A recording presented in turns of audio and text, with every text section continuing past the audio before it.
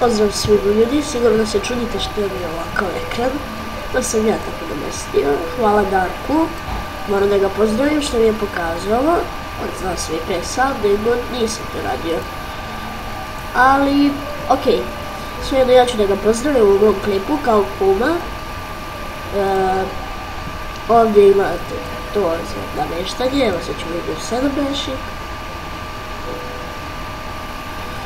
Normala. I ovo je Windows 7 Ultimate. Da, ovo treba najviše. Vidite tako. Okej, da stavimo mi na ovo, moje neomiljeno. Okej. Samo da stavim još sliku neku.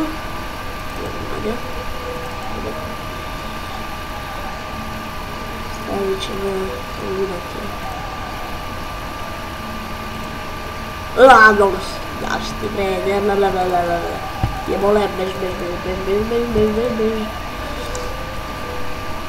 Da idemo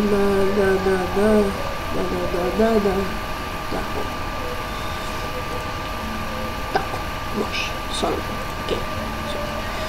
okej, sad ćemo prvo da vam kažem da u ovom klipu nije ni tutorial ni gameplay. Sada ću samo da vam kažem da moram da potišem ovaj period.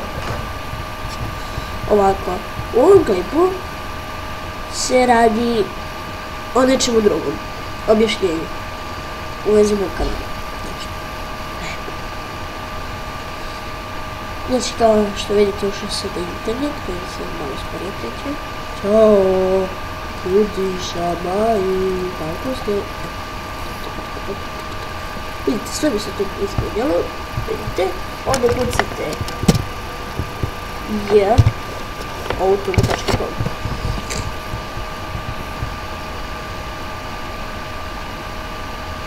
Samo da mi se uključi, biti super. Sad ovdje kucate,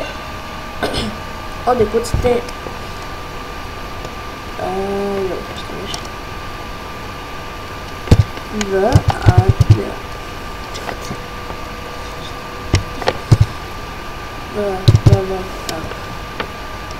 Ovdje kucate Vanja i Janić.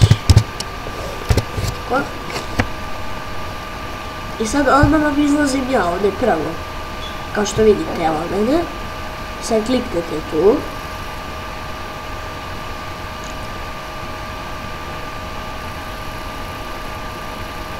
I sad, ovdje, u bilo kojim od ovih klipova, znači vidite svi sami, ja ću tu da gledam polako, kako izgleda sve. I vi, na primjer, evo stavit ćemo u ovaj klip, što sad snimamo, kad izađe klip, onda posle ovog, stavite igricu, 3 igrice, ja biram 3 igrice koje ste vi napisali u komentarima ovog klipa.